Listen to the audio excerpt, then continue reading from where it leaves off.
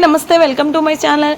అందరికీ happy Sunday. ఈరోజు మీ ఇంట్లో స్పెషల్స్ ఏంటో నాకు కింద కామెంట్ చేసేయండి. ఈరోజు మా ఇంట్లో స్పెషల్ ఏంటంటే దొండే బిర్యానీ చేశానండి. టేస్ట్ అయితే ఈ బిర్యానీలోకి గ్రేవీ కానీ రైతా కానీ తర్వాత షేర్వా కానీ ఏం అవసరం లేదండి. ఇలా ప్లెయిన్గానే తినేయచ్చు. ఎందుకంటే ఇందులో వేసే మసాలాలు చికెన్ అవన్నీ బాగా పట్టి రైస్ అన్నది టేస్ట్ అయితే అద్దిరిపోయింది. అసలు చాలా బాగుంది. మీరు ఎప్పుడైనా ట్రై చేస్తారో లేదో కింద కామెంట్ చేయండి.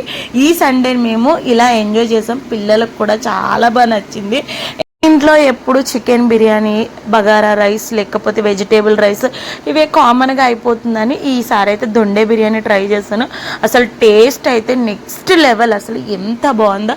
ఎప్పుడైనా గెస్ట్లు వచ్చినప్పుడు ఇలా చేసి పెట్టండి, వాళ్ళకి కూడా చాలా బాగా నచ్చుతుంది. ఫుల్ వీడియో కావాలంటే కింద కామెంట్ చేయండి, డెఫినెట్గా షేర్ చేస్తాను. ఈరోజు వీడియో అయితే ఇది. వీడియో కానీ నచ్చిందంటే లైక్, షేర్, కామెంట్, సబ్స్క్రైబ్ చేసుకోవడం మాత్రం మర్చిపోండి. Thank you.